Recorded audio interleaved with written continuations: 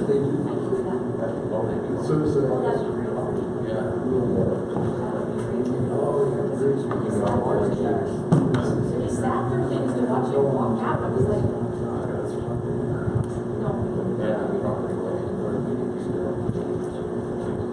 we've discussed having a journey party, even if the kids here build just have a show. Yeah, I think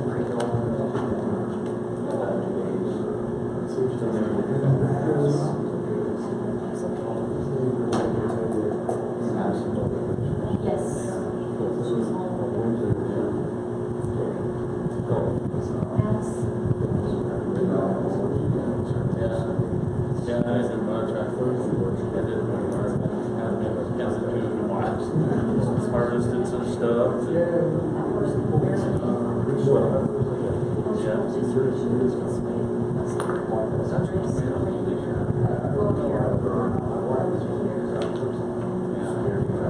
last time I looked, The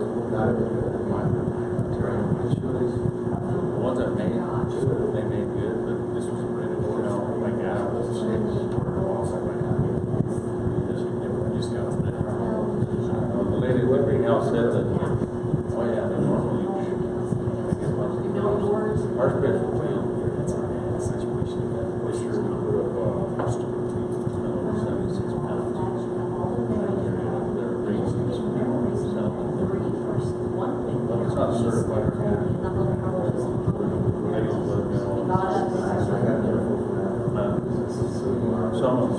Some of it, yeah, I raised yeah, some as large as a ton, and then this is the, and then, I get some really good ones from that. That's something that I woke up this morning, that's now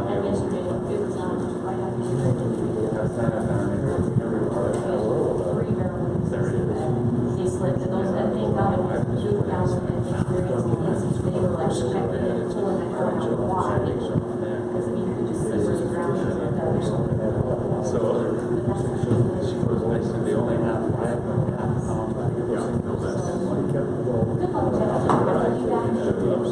Thursday, have a good one. Oh, yes. Great. Kids are kids, you know, sense of kids.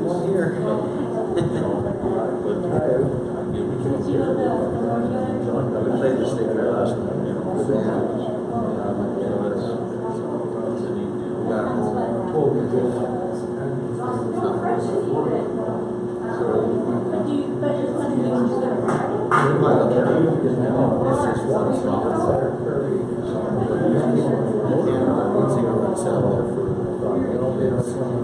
So he's there for 11 days straight. It's nice to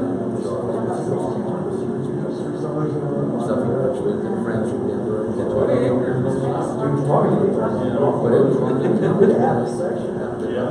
Oh, wow.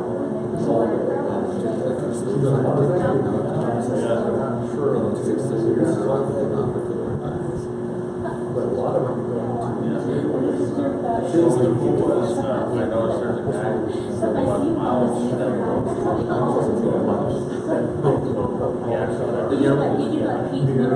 I was excited. I wanted to stop my goal. We haven't been for a while. I mean, it's been a while. You know, so you basically get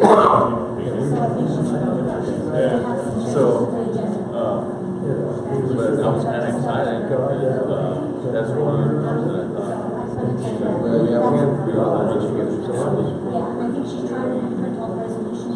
But he had his fair out there. I got it. Yeah, for some reason, I guess she did gloves or she had to do the server or something, she said. She had to do something.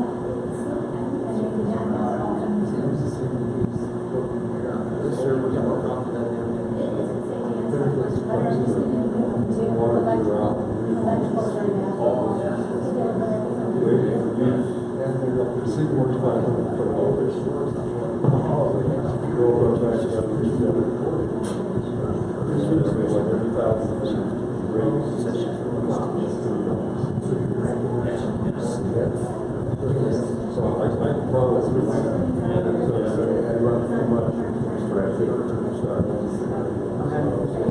I was gonna ask you, you know, if you were so, like, when I talked to him, he said every person that you call, free to speak, you know, it's a, they're on the Cascadia, right? So what they put in Colorado, where it's all Colorado. I was hoping maybe it was out in Austin or something, you know, that way, you know, and then all the I haven't talked to him, so next time I, you know, it's right there. So I'm kind of excited because that's a good, nobody ever. Half up after I see the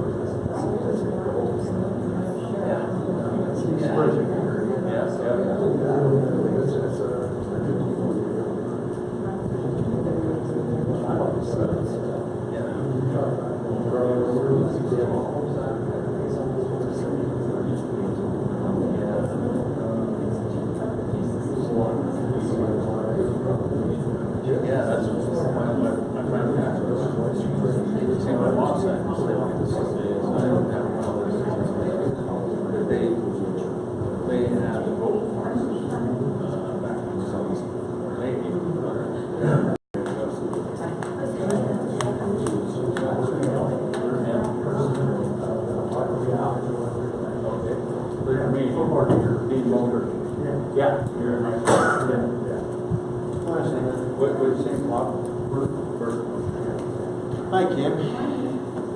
Nice meeting you. You guys get home okay?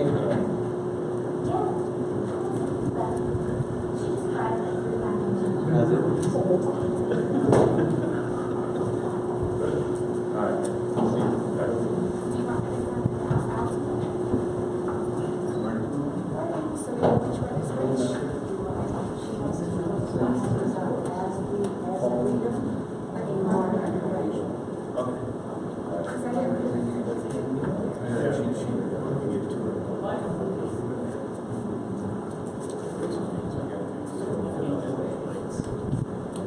Bye.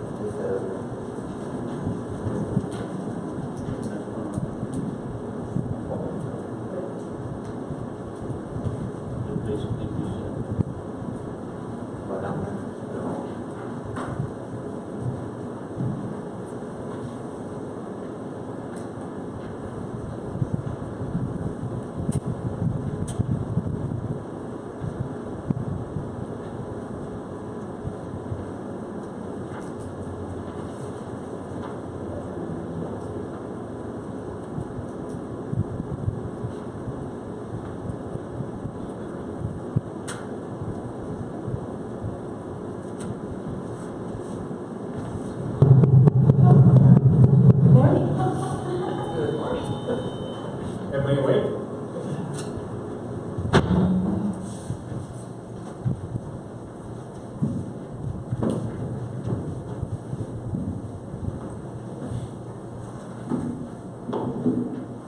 Ready? Call this meeting order with the invocation. Please. Heavenly Father, we come to you today asking for your guidance, wisdom, and support as we begin this meeting. Help us to engage in meaningful discussion, allowing us to grow closer as a group and nurture the bonds of community. Fill us with your grace. Amen. Amen. I pledge allegiance to the flag of the United States of America and to the republic for which it stands, one nation, under God, indivisible, with liberty and justice for all.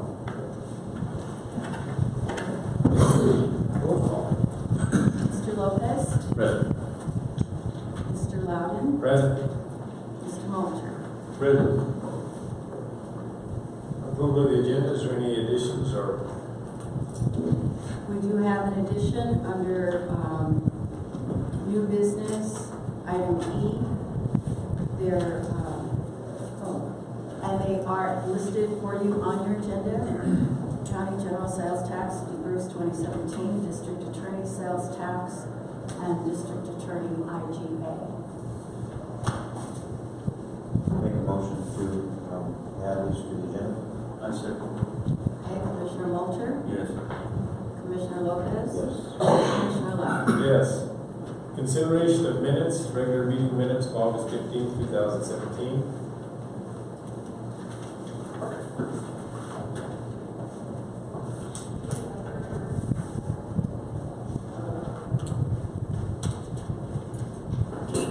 I didn't see any errors, so Make a motion to approve.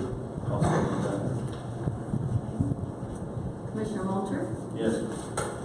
Commissioner Lopez? Yes. And Commissioner Loudon? Yes.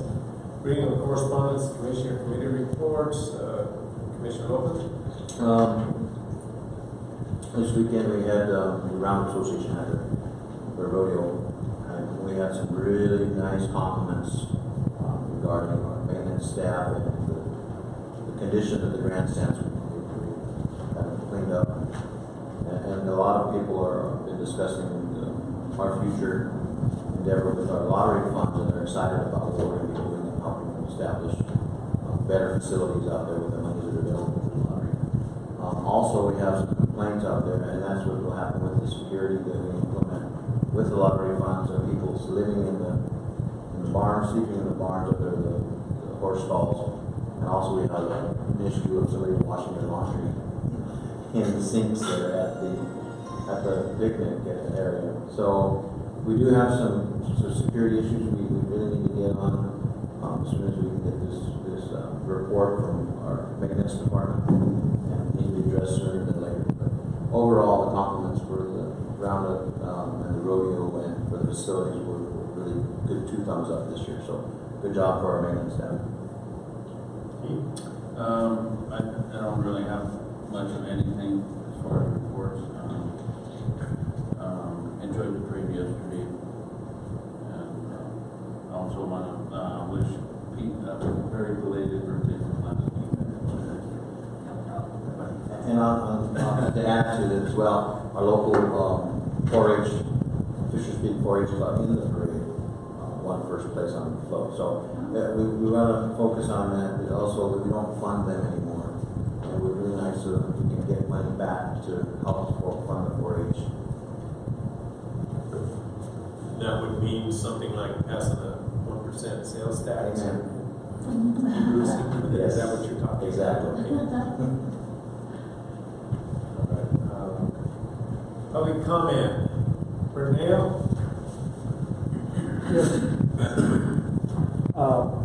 Come over here to the microphone, please.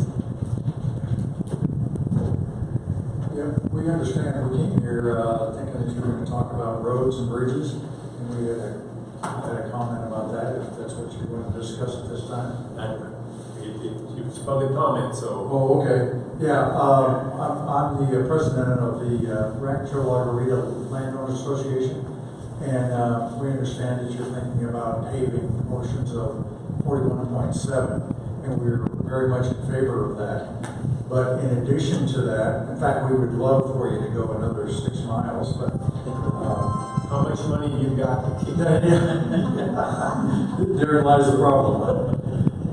The other thing is we have some county roads that are within the confines of Rancho Lagarita, and some of them are really in bad shape.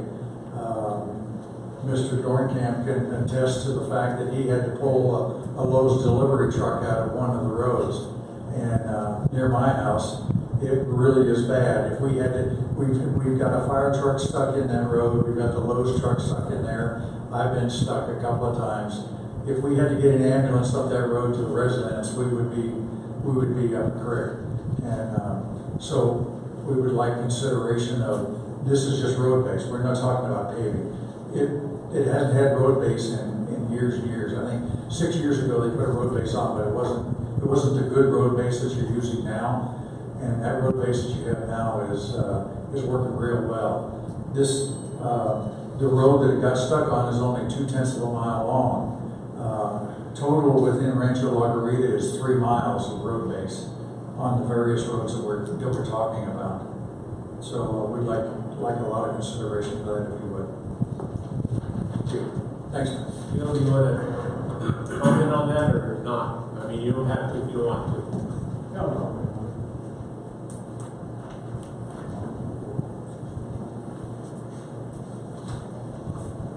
We've got 3,008 miles of roads that we maintain, and it all comes down to frankly money and how much we can go after grants with the monies we have them.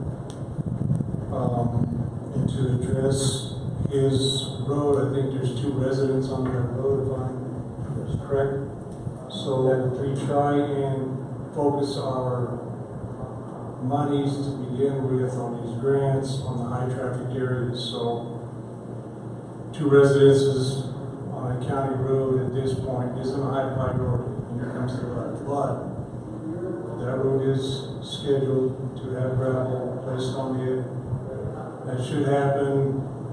We should finish up with 61.5 today or tomorrow, and then we're headed to Lagarita. 28.7, I think that's the road you're on. Yes. Where you've got that one scheduled 0.2 of a mile, and we've got 37.1, I believe is the one coming from the fire station down to 28.7. Yes, sir. That one's scheduled, and then 35.8, which is the one that goes south from that corner, that one's scheduled, so those three are scheduled. So hopefully, when we get much more moisture, we'll get your road gravel. It's scheduled to get rolling. Yeah, those are the three we had high priority.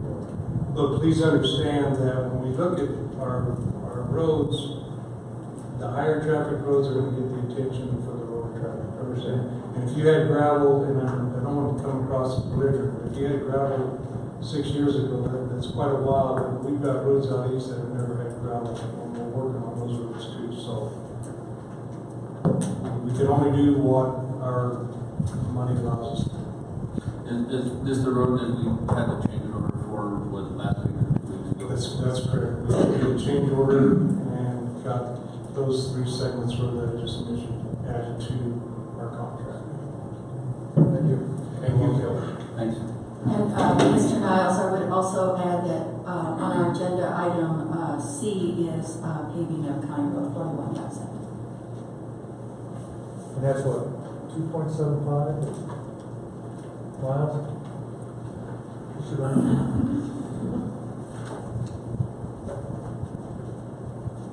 The contract will come, that's going to be in front of the board, is for 2 3/4 mile, 2.75. Here comes the but the bids came in a little lower than what my estimate was going to be, so I think in the future, probably the next board meeting, I'll bring in front of the commissioners change order to up that to about 3 miles. But I need to run the numbers again. I ran them a couple of times, looks like we could do it. Gary Niles. That pretty much covered it. I'm also with the same, I'm on the same board. So. All right. Thank you.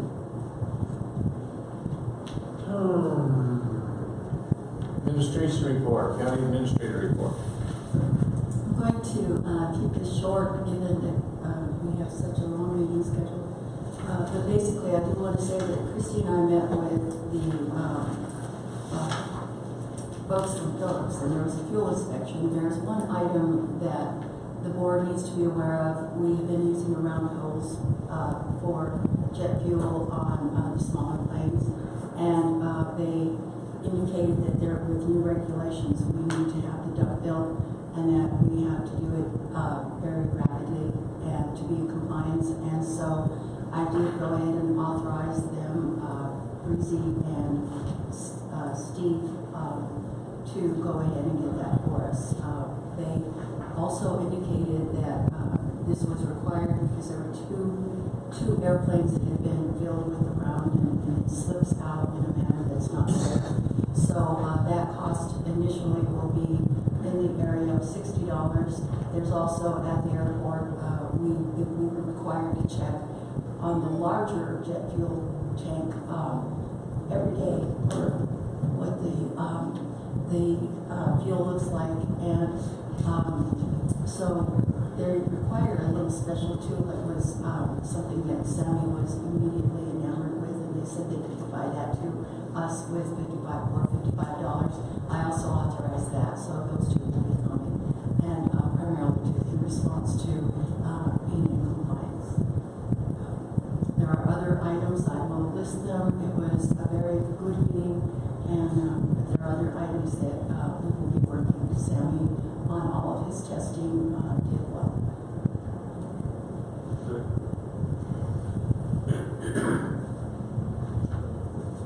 Anything else? Yeah. Okay. No problem. Bridge supervisor.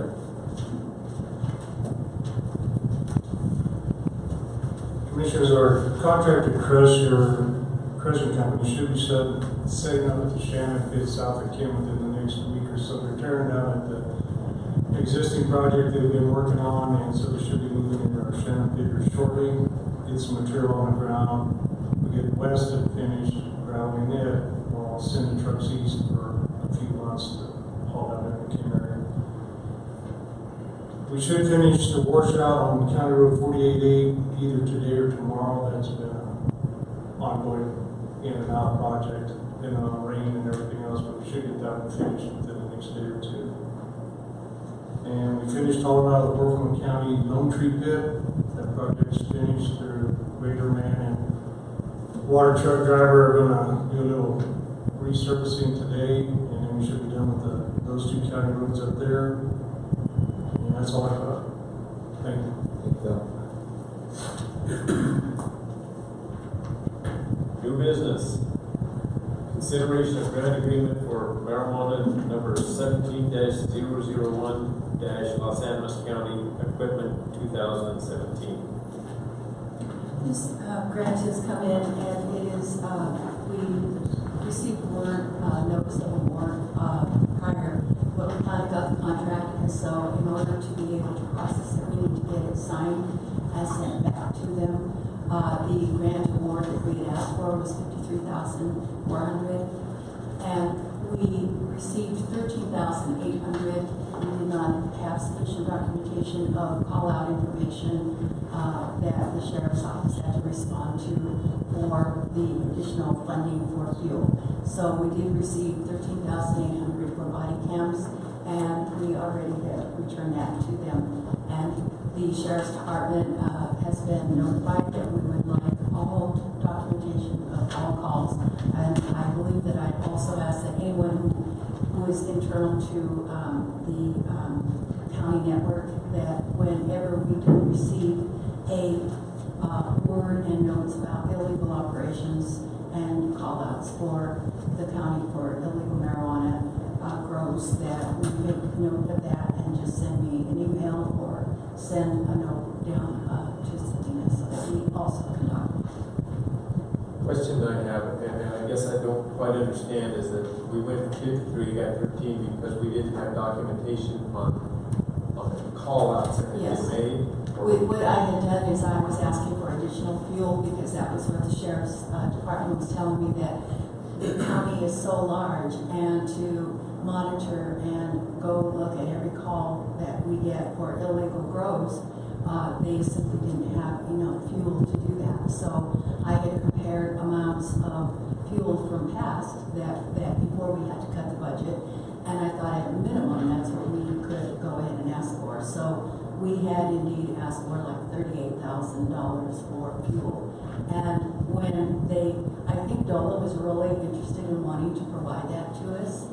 However, they needed a bit more specificity in terms of miles and so on, and where they were and how many calls. And when I called and asked for that, we only had the 4 documented calls that I could provide them. So they said that we didn't get the fuel, but we did get the body cams. As I once again see no presence of the sheriff's department, so I can't ask them any questions. So through you, what was the reasons why they were documenting these illegal calls? Because I've had 60 the first month I took office. I think because when Hickenlooper came forward as governor and said that the state patrol was not going to be utilized for illegal grows, that the state had gone ahead and made marijuana legal, that even at state patrol throughout the state, that they were saying that they would not have them go out. And I think that that was interpreted broadly by our county sheriff. The downside is, and as you recall, we had folks here from La Grita last board meeting, there's issues aside from the illegal grow. Issues are that people are blocking off county roadways, they have chains across the road, they have guns that they're threatening folks that they cannot pass. They have been shooting in various areas and damaging property. So we need to unbind the legality of marijuana with the illegal activity of these folks that are coming in. And the other issue is that one, I believe it was Mr. Lester had indicated that his property was adjacent to one of these homeowners or these landowners that are purchasing some land and then doing illegal grows. Well, they had encroached upon his land with the marijuana grow. Those are issues separate and distinct from the issue of whether marijuana is legal in the state. Those are issues that need to be fully iterated to the police department and the sheriff's department so that they can say, you may have an illegal grow, but and there's that issue with the state and the legality, but you are not to be shooting firearms in the region, and you are not to be blocking county roads, and moreover, you are not to be providing agricultural in somebody else's property. And those are the distinctions that I think have not been specifically specified. I did not know any of this. As you know, that grant that we submitted was submitted within 1 month of my getting on board. So I've learned a great deal, but as we do this, there are other things that we will definitely be working with Sheriff Department on in terms of identifying the issues that we'll be checking out. So, for the sake of argument, we lost $34,000 because they're not writing this down, documenting it. Because it was not documented properly, and I can assure you that during those last days of that grant, I put together some data from past, what the board had, the need to cut fuel, and we were able to say over these years, and the average data said how many dollars had been for fuel for monitoring the county, and that just wasn't enough. And so you're absolutely right. We have 4 documented. We didn't have justification for the revenue, in other words. You know if it's getting any better? Oh, yes, I was very vocal when we were told that we didn't get it to please get dispatch to document everything, and not only dispatch, but every single policeman that is stopped by people who are I keep saying policeman, but every deputy that is stopped by our citizenry who tell them about this so that we will have adequate records. This is a marijuana impact grant, and it is available to those places that do not receive any, we don't have marijuana, so we receive no direct support from the sales tax that goes only to the city. And as a result, I thought that was one way for us to get some funds in here. So they know, and I will hound them as I can in the meanwhile. And well, through no fault of your own, Mr. Frazier, I appreciate your efforts for going through this and helping. I wish we had better documentation and full amounts. Thank you. Yeah, $38,000 is like a tanker and a half. That's a lot of money. Yeah. Phil, have you had any indications that they're blocking the county roads? Do you know any? Not that I'm. I have some information. Sure.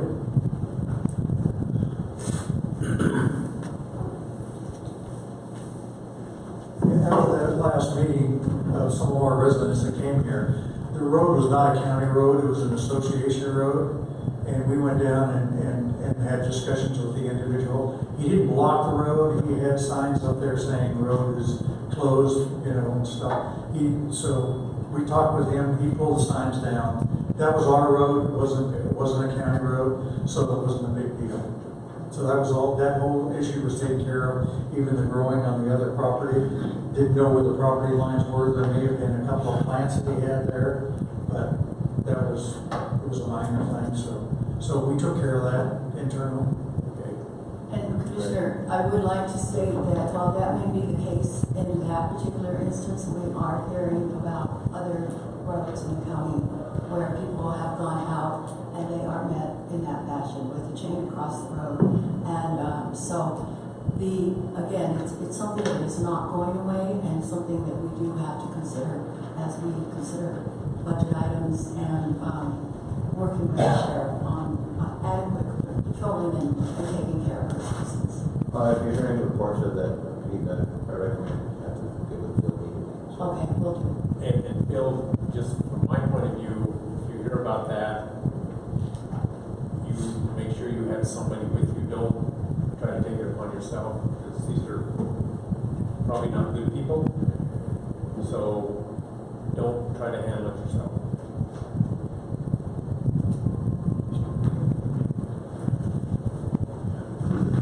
Okay, well, I hope that we can keep the feet to the fire, because it's, say, $38,000 in a car is that's a lot of gas. And I will say that the undersheriff and the sheriff has come forward and with show of thanks for the body cams. And in the ensuing period where the body cam software When we first applied, Derek, the sheriff, has been able to find some cheaper. So after we approve for the 13,800, then we may be able to put something for some other purpose also, but we have to talk to Dawn about that. But we see this grant as a very good resource if we don't do Bruce, and possibly even if we do. Your motion. Make a motion to approve. That's the end? Commissioner Walter, Yes. Commissioner Lopez, Yes. Commissioner Lau. Yes. Consideration of IFB 17-R006 DHS Jeep. Oh, you got something? Yes, he's handling the Jeep work. Oh, you're the Jeep man? He's the bid man. He knows how to get things. It's 06 or 05? 0006 here, what it says. It's fine. Is it 5? It's 5 on my paper, I just want to make sure we're talking about the same. It's fine. The DHS solicited bids for a new Jeep Grand Cherokee with the following results. Cook motor, $29,616. Phil Long Toyota, no bid. JJ Motors, no bid. We also put this bid online and advertised it in our local paper as required. So I'd ask the board to approve Cook Motors bid of $29,616. Christine, where is that money coming from? You know? Last I heard, I thought it was coming from SCP. Yes. Isn't that a 100% program? So that it doesn't affect the 20% for the county, but I don't know, I was not part of the. No, I think she's correct. And that's a very good point, is that this is reimbursed on a 100% reimbursed. under that single entry point, so that's why we're taking advantage, trying to take advantage of this money.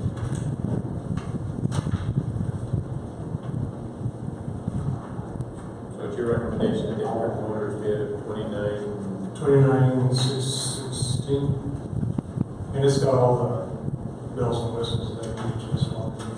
What year is it, Phil? It'll be a new one. It's brand new? Okay. Leather seats. I'm sorry. Well, actually, it's gloss seats. I expect gloss I made seats. sure. They don't need leather seats for DHS. We expect gloss seats. Make a motion to approve.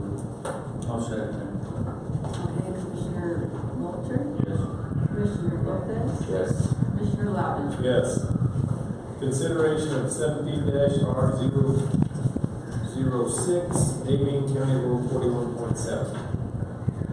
Commissioners, we solicited bids for placement of asphalt, production and placement of asphalt on County Road 41.7, Sarceo Canyon with the following results. Walsenburg Sand, $718,100. A&S Construction, $694,400. Martin Marietta, no bid. We also again put the bid online and publicized in our local paper as required. So I'd ask the board to approve A&S's bid of $694,400. It is within budget. I noticed that you use $100 of your estimate. So, do we have enough funding to, you mentioned earlier, maybe give it 3 miles? Yes, yes, Commissioner. When we submitted this grant application, we commit a certain dollar value for the project to match grant money. So we had $410,000 committed to this project, county funds, and then energy impact 410. So we have around, by the time I back out testing and other stuff, we have around $815,000 paid. I'm just getting a little less than that. $100 a ton, yes. That's what my estimate was based upon past history. But bids came in better than what I thought. We paid $90 a ton for paving out here in Holly. So when you put the pencil to it, I figured it would cost us another $10 to get it up into the canyon. But A&S came in at the price of $87 a ton, which was really good for us. a citizen. And the lottery folks are kicking in how much? We wish we could kick in. We do. Well, that's good. I mean, Yes, that's real good. Uh, I was pleasantly surprised at the numbers, Frank. yeah. I make a motion to approve, payment 41.7. Second? Commissioner Lopez, Yes. Commissioner Walter, Yes.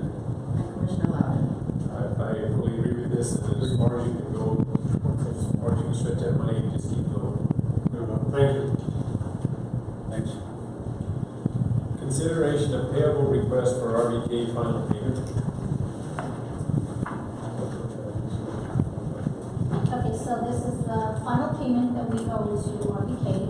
I spoke with Ron Minhot at FAA, and he said, the final paperwork has not been submitted from SEH. The final paperwork has not been submitted from SEH to them, but they should get it probably about the middle of September. He said it's fine that we go ahead and release the final payment, as long as we've advertised and nobody has come back to say that RBK owes me money. And you haven't done the advertising, We everything did that back in February, but since we had a drainage problem and they had to come back, that's where we kind of prolonged it a little bit. And how much money how much had we retained that we're going to give back to them?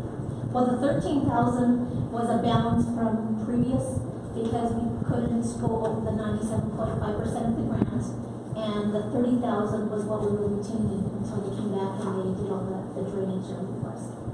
So Ron thinks we're okay to go ahead and pay Was this. the striping complete? Yes, they came back and they did painting and everything. They did, but that's what we went back because we didn't like how it was draining, and RBK came back and they fixed that. Yeah, I was not those in. Yeah. And thanks to Phil during it, I know he's Yeah. gone, but He oversee. he did, so they're very appreciative of that.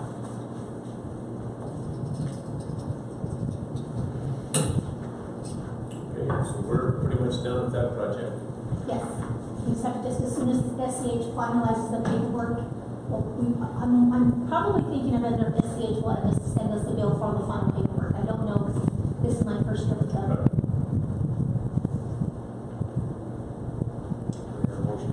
Yeah, if we didn't receive anybody from the advertisement, any phone call or Yeah, then we can proceed. letter or anything, I made a motion to, final payment for RBK. Second?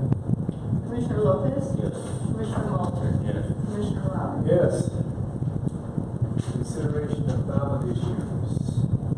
I guess we probably need to speak a little bit to that at this point. If we do decide to do a county general sales tax, what percent are we wanting to put in the line? Or if we don't want to consider a sales tax. So thoughts from I think the 1% is as far as, what would that 1% would gain about how much money? I think we had it in, with percent at 580, that we leave out, Sorry, a little bit, it's coughing. I'm sorry about that, there's that.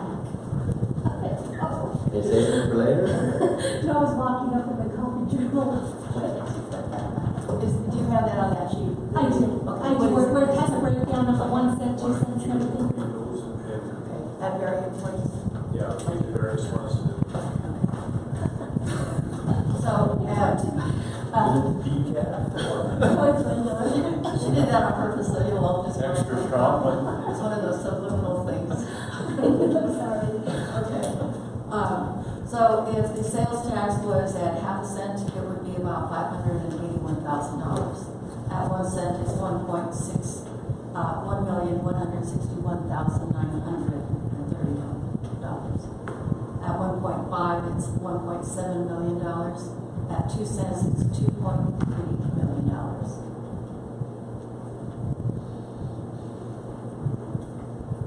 And the really critical aspect of all of this is that there has to be an attendant debrucing issue that would allow us to keep the money. Yeah, so it doesn't go against us on the next year. And as a matter of fact, I would like to say that it's my understanding that the more recent funding, if we simply asked the residents to vote for a debrucing issue, that we would be around $840,000.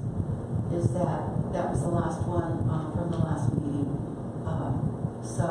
But that money is money that, and for those of you who always contemplate what is this debrucing thing, the easiest way that I have to say it is that we are allowed a certain amount at the 9.37 mils, which is one of the lowest in the state, to collect money on our property for a property valuation.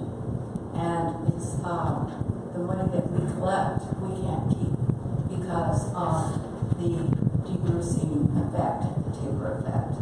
We have to give it back. And I don't know that all of the residents realize that the money that we have been collecting for years and years have been going back to them in the form of a temporary tax credit, so that even though it says 9.37 mils, it's really much less than that, and we've gone as low as 7 mils, I believe. So really, if people say to you, what does that mean? It's we collect money based on valuation, based on the mill rate. We just can't keep it. We have to give it back because that's what that law says. I believe we're only, and Matt, you can help me out on this, I believe that we are only there are only like 3 or 4 of us. 4 or 5. Maybe 4 or 5 counties in the entire state, 64 counties, that still have fall under this taper act, and that's why we keep on asking the voters to allow us to debruce. Christy, do we have any updated figures on what debrucing will do us this year if we do? You are talking about for the 18 year? 18? Yeah. So the estimate that she just gave us in August, our valuation went down by about 100 million compared to what she gave us in May. That was like a rough estimate. But so it's down to 333 million, which is our valuation. Since it's so low, it's actually making so to where it's saying in Tabor, it's saying that we get to keep the 9.357. So even if we debruce this year, it's not going to bring in any additional money because our valuation is so low at this moment. But if our valuation goes up, that's where Tabor kicks in and it ratchets it down to where our mill levy goes down to about 7 mils. And this is another interesting point in that the citizenry don't know this. This valuation had to come forward on August 25, so we just received it. And as Christy said, last year's valuation was $443 million, and this year it's $333 million. With the extra dollars, hundreds of thousands that are there, it actually went down $100,100,000, our valuation. And I think Jody said it was due to Gallagher for what the state is doing, and it's also has to do with oil and gas in our community. Oil and gas went down quite a bit. Gallagher's cost us about $64,000. So the homeowners here got the benefit of the Gallagher. So homeowner rate went down, residential rates went down, and so they got benefit of that. The major thing that Jody pointed out, again, for those of you who weren't here, is that the bulk of this tax, this property tax, has been paid by oil and gas. So our county, our citizenry really haven't been affected. Now that the oil and gas is down, all of those tax credits that I told you about, those temporary tax credits that have been going back, they now we're going to have to see about with this valuation. It's really harming the county, even more than it's been harmed before. what it amounted to with when we looked at it early on, we were assuming that the assessed rate or the valuation was going to be somewhere where it was last year. And so we were figuring, well, okay, we're gonna gain about $870,000. When it went down 100 million, that took care of the $870,000. So that gets us back, if we de-roofs, it gets us back to even, is basically what it amounts to. And that's why we're considering a sales tax, because if we just de-roofs with no sales tax, we're gonna be at 30 hours or less next year. I mean, it's as simple as that. We have no more money than we had last year, even if we de-roofs this year. As I say, initially, we thought we were going to gain about $800,000, and that was going to be great. But when you lose $100 million of assessed valuation, there went the $800,000 that we were going to gain.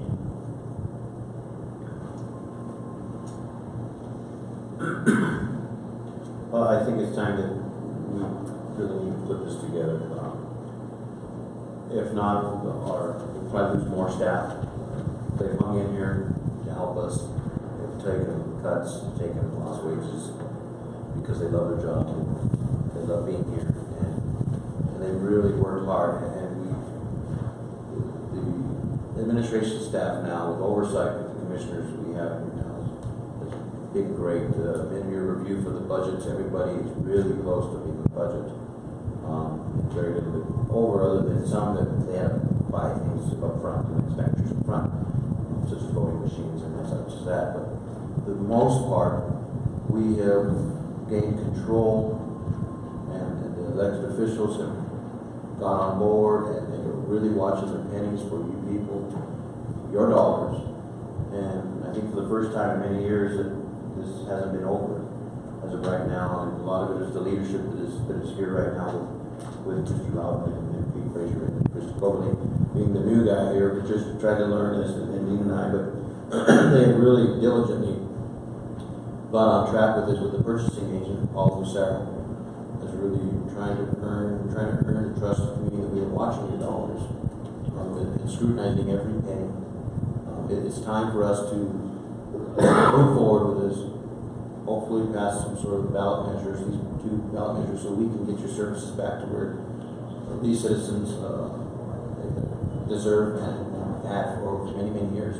Coming into the courthouse, waiting in line is no big deal in Denver, but here we're not accustomed to that. Just this weekend at the Colorado State Fair, I had to wait half an hour, 45 minutes just to get a table at a restaurant. I hated it. Didn't like it at all. You go to Bob and Earl's and wait 2 minutes. But they've really worked hard, folks, and we want the community to know we have your best interest in mind, and we are watching every penny diligently. So I would like to see 1 cent along with the diversity measure. Well, and as I said the other day, I can't reiterate it enough that when we do a sales tax, there's a big percentage of that money is imported money. It's new money to this county. It's going to be spent in this county. Whereas if you just do a mill levy increase on property, then that money is the same money that's here. It just stays here. But when you do a sales tax, the people from Texas, Oklahoma, New Mexico are putting money into our economy. And if we can capture some of that and help our county, that's exactly what we're trying to do. It's new money. It's imported money to this county that can generate and circulate in this county, rather than let them take that 1 penny on at the Pueblo and spend it up there. Let's get them to spend it here, and we get to use that money. I'll get off my soapbox now. But we do need to pass all of this. Commissioner, question, as I would like to point out, and particularly for those in the audience, that we are coming in with, and it's not on the old agenda that we posted, we had to change that, for the ballot measures. We will be considering ballot measure to de-Bruce, a ballot measure for county general sales tax with complete de-Bruce, a ballot measure for a DA sales tax, district attorney, and an intergovernmental agreement with the district attorney's office in Huerfano. I would like to note that there were a couple of late emails from our attorney this morning. Apparently, our attorney did contact the deputy, the DA's office, and are in agreement. They're no problem with the IGA, so they are in agreement. Just so that you are aware of that, given that they are late information. And since those ballot measures, one of the things that we might want to do is consider putting them in order. Selena has them, and we will hand them out to you. For those of you in the audience, there's a lot of language here, and especially the press. We can make those available to you after the commission is through, so you will save your fingers a bit in terms of writing and notating, if that's okay, Commissioner. Okay. So what Dixie has indicated is that the first ballot measure would be to DeBruce, and then the second would be county general sales tax with complete DeBruce, and then the DA sales tax, and then the intergovernmental agreement. That being the case, since we got these this morning, we will hand them out as you like. But do you want to finish your discussion with what amount on the sales tax? So I think we need to put that amount in there before we can read that. So that people know. And I just want to say something about the intergovernmental agreement between the DA, and we're not going to read that, but basically what it says is that if it passes in Los Animas County and it does not pass in Huerfano County, or vice versa, that county that it didn't pass, whatever they can put in, then that becomes their amount. The other county can match that by the 2/3 or the 1/3, whatever. Or if it passes in Los Animas County and not Huerfano County, we have the ability to go ahead and give the DA more money, but it doesn't bind Huerfano County to have to give more money, or vice versa. Is that clear? One thing, Commissioner, that I would like to do as a preface to that is that the DA's office is funded as a district, the 3rd Judicial District. So it is funded by Huerfano County and by Los Angeles County. And that's why it both go through a ballot. There's a proportional funding. And so what this would do is resolve who is going to pay for how much, and to protect each one of the counties. So for those of you who were not aware of that distinction, that both counties fund the 3rd Judicial District, which is the DA's office. That's much more succinctly put than I did. So. And once again, it's a 0.5% sales tax, so it will be being funded by tourists and out-of-state people and people that stop in and buy things. Right.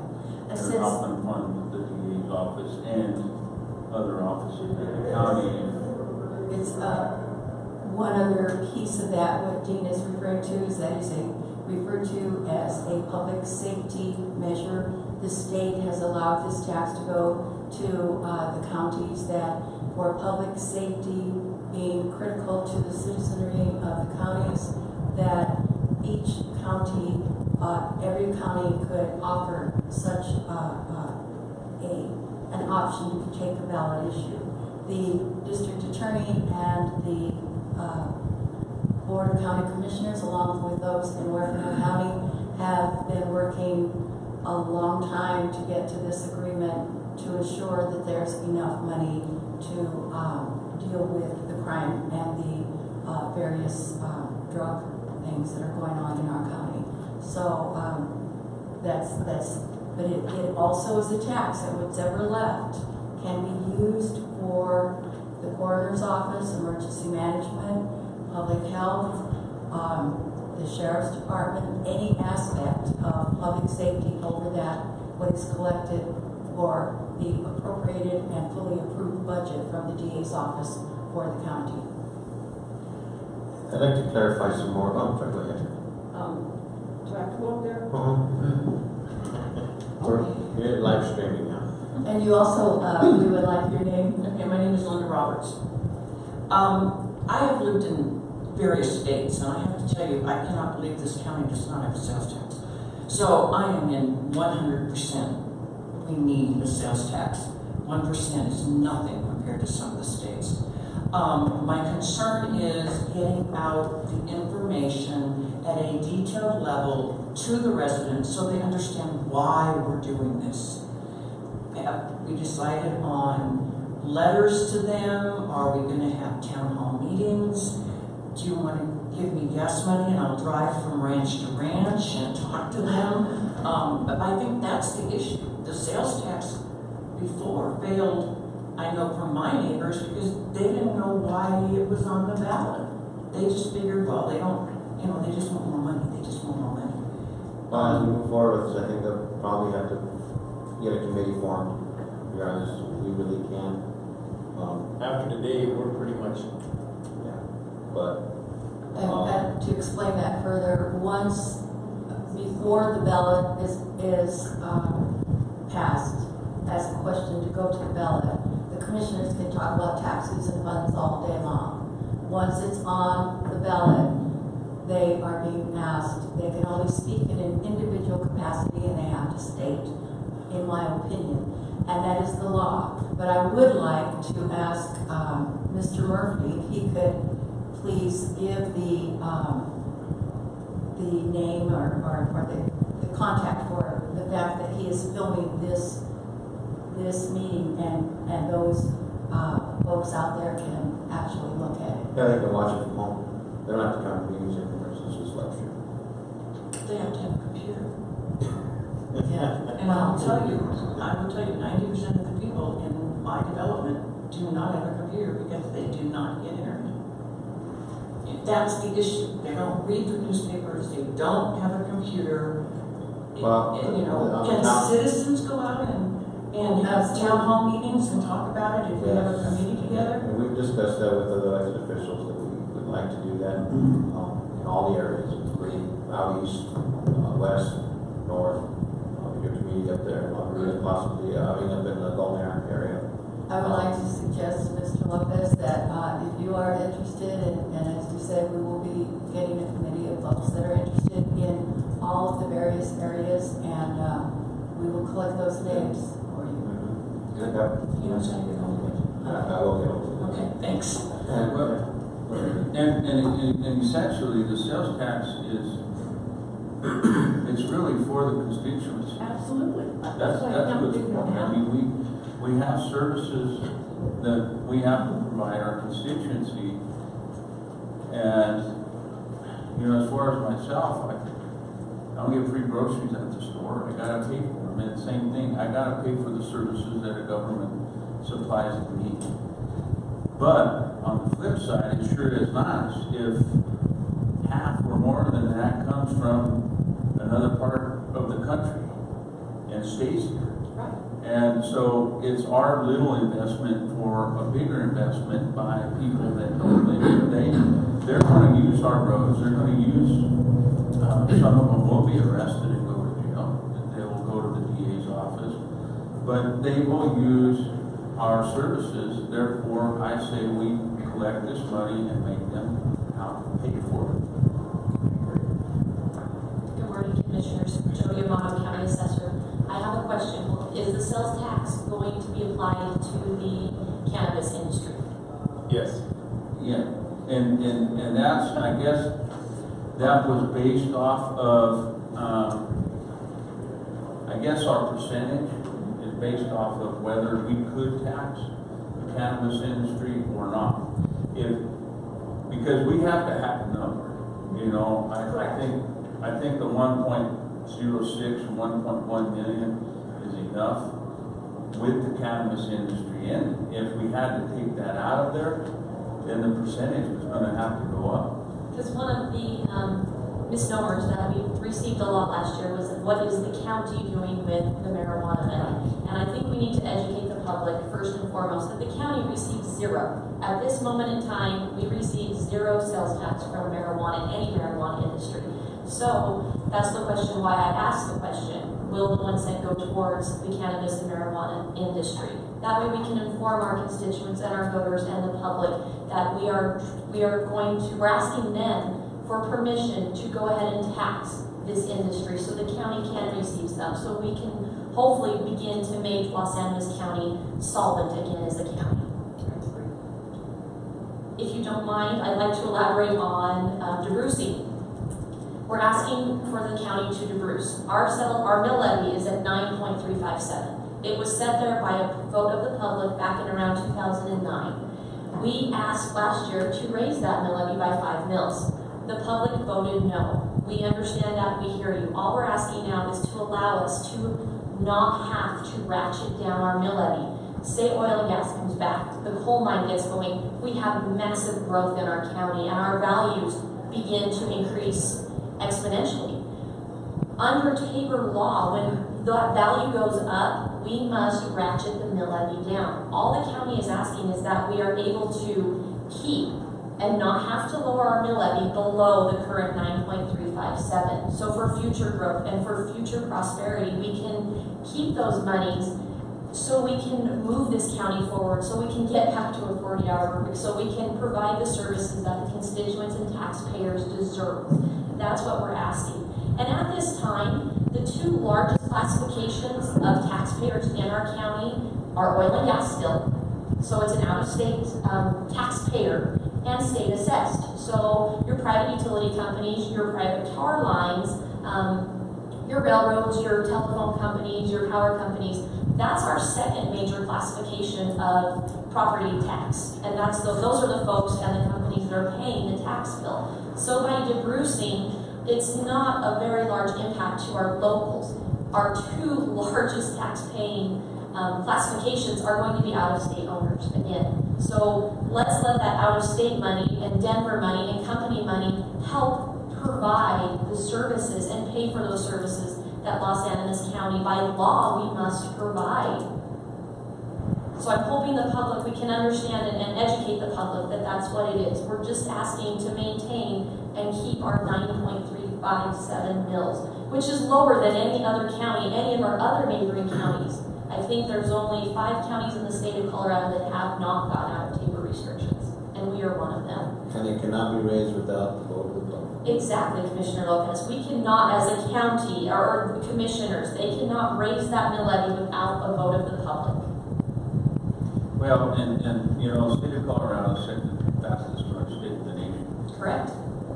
Denver and metro area, Colorado Springs have been growing a lot faster than we have, but it's starting to trickle down. We're starting to get people from Denver downsizing and baby boomers want to retire here.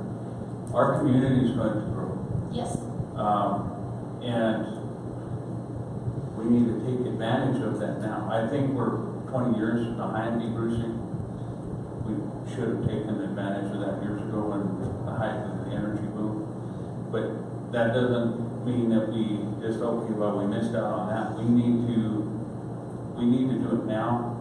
We're going to have new infrastructure being built, or structures being built, and we need to take advantage of that. We're going to have new people moving in, and also more tourism. Last week, several weekends ago, I went out, and it was very, very busy. I've never seen Trinidad that busy. We should be taking advantage of the tourism as much as we can. And so, with that being said, I think the 1% with the cannabis industry being in there, I think, and debrucing, I think we can make ends meet. We need to lay down the foundation so we can build into the future. That's right. We need to look down the road 20, 40, 60 years from now and place a foundation and place those cornerstones so Los Animas County can grow and be productive and be a county where we provide services, where we are able to provide the services for our public. Most residences within our county will actually see their tax bill go down thanks to the Gallagher Amendment. As the assessor, I had to do a reevaluation. Values did go up, but you will actually see residential homeowners will see a decrease in their tax bill for January 1 of 2018 because the Gallagher Amendment mandates that when sales and growth happens, the state has to look at all of those sales as a whole and keep the equity between commercial industry and residential properties and vacant land. They have to keep it equal and equality. So they did their study, and by that, it was mandated through the Gallagher Amendment, through the state, that we must, all assessors, all 64 assessors across the state of Colorado, we had to lower our residential assessment rate from 7.96 down to 7.2. So residential homeowners within our county will actually see a tax decrease on their residential property taxes come January 1 of 2018, which that doesn't help the county's financial situation any, but at the same time, what we're asking for the public to vote for by debrucing, by letting us not have to ratchet down the mill levy and a 1 cent sales tax, we're asking for that because you will also see a decrease in your residential property tax come January 1. Very well said, Jody. Thank you. You're very welcome. Have a good day.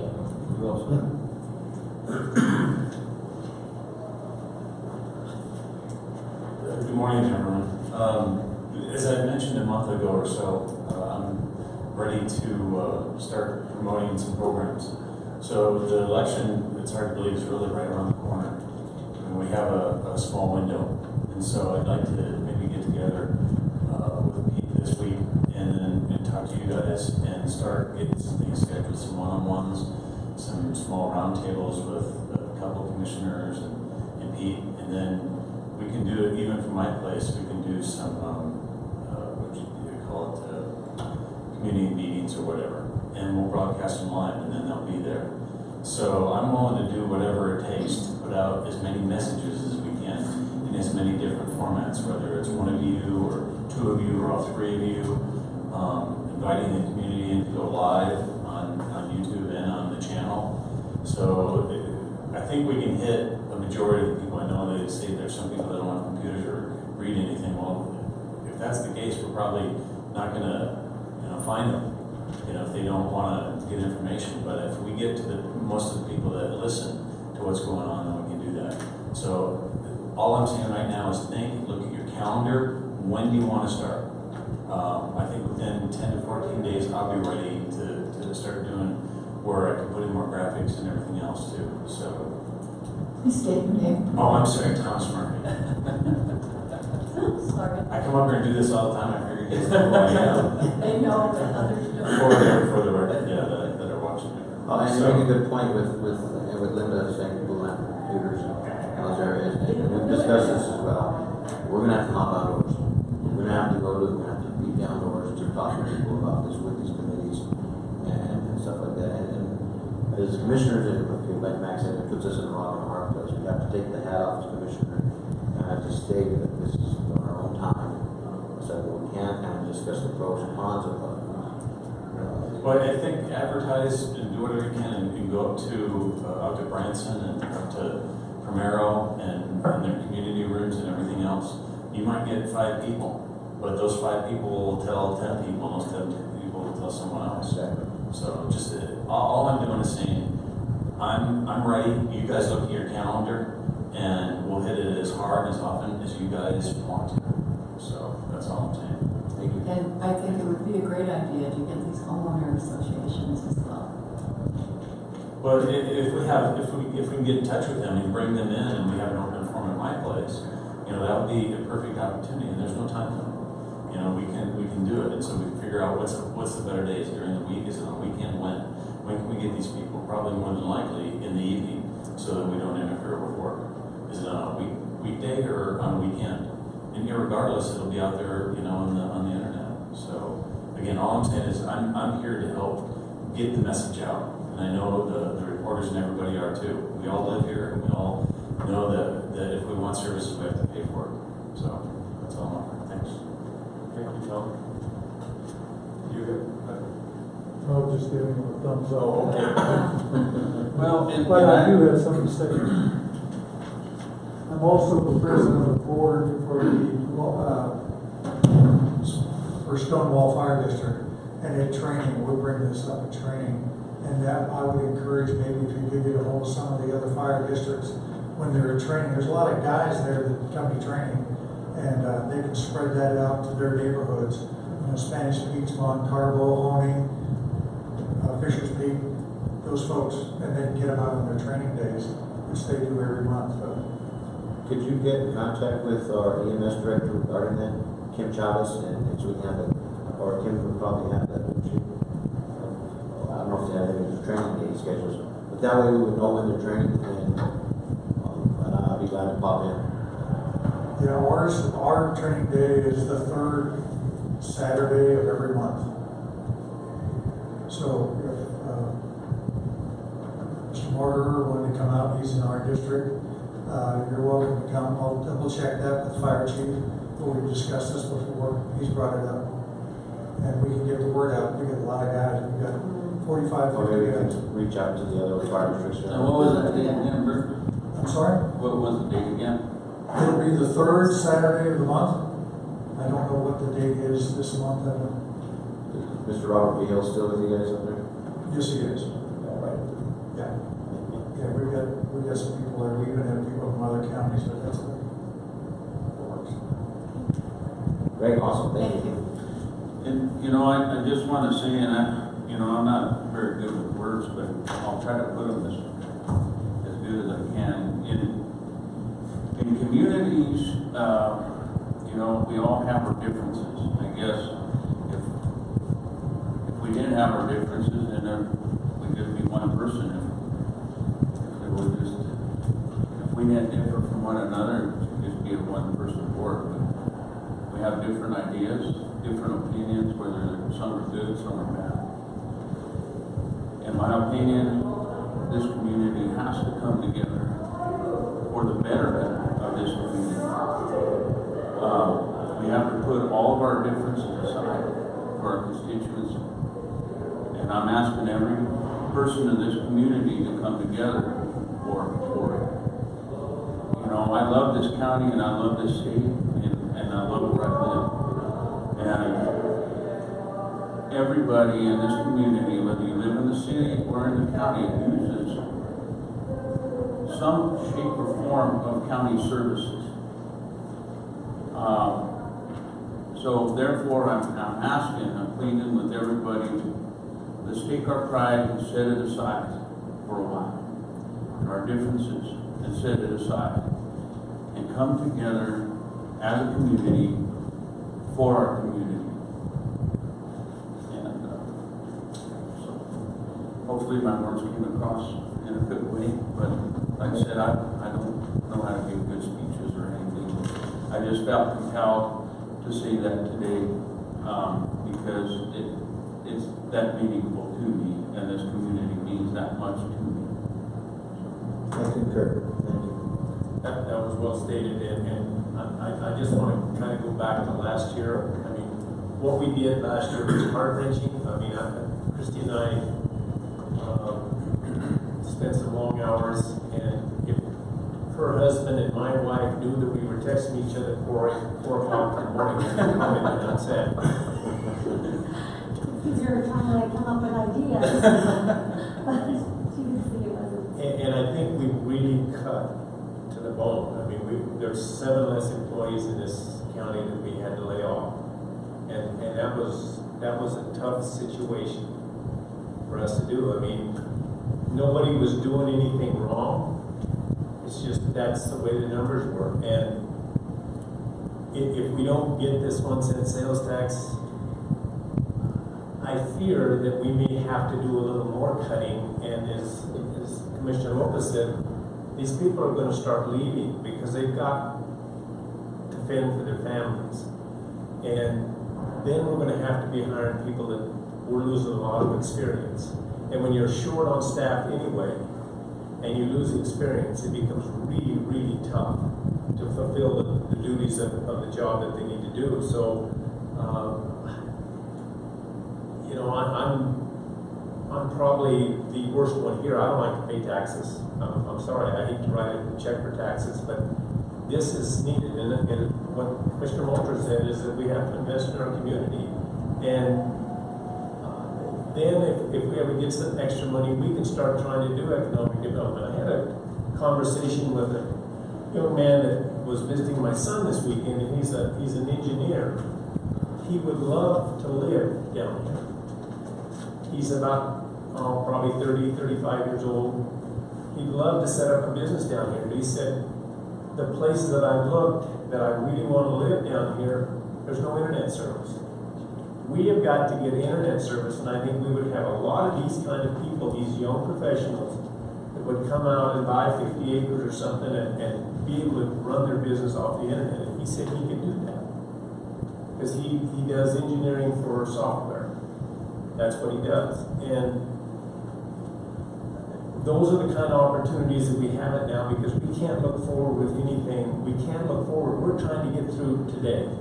We can't look to next week, because if we don't get through today, we're not going to get to next week anyway. So we need to have some extra money where we can start building on this community and bringing in young professionals that want to do this. I mean, there's people that would live out east of here if there was internet service that was fast enough that they could use. So we have got to be able to start looking forward rather than just surviving, because you can only survive for so long, and then everything is, you can't continue to just survive. You need to be able to build. And if we don't get this, we're not going to survive.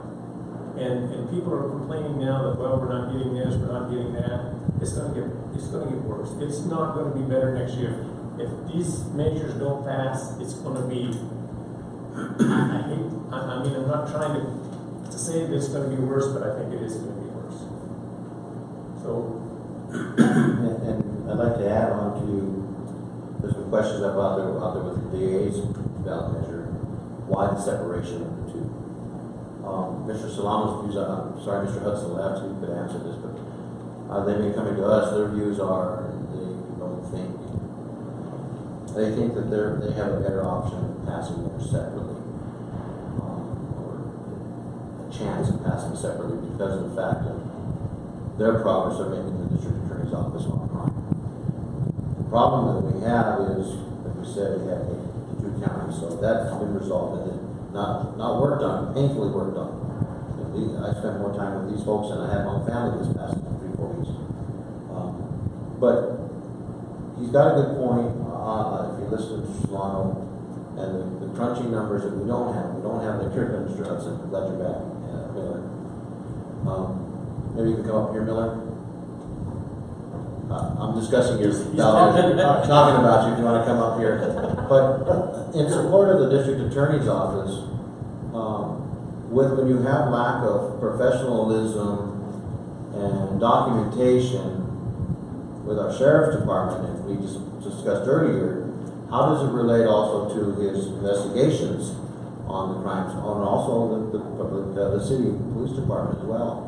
The former district attorney was getting hammered by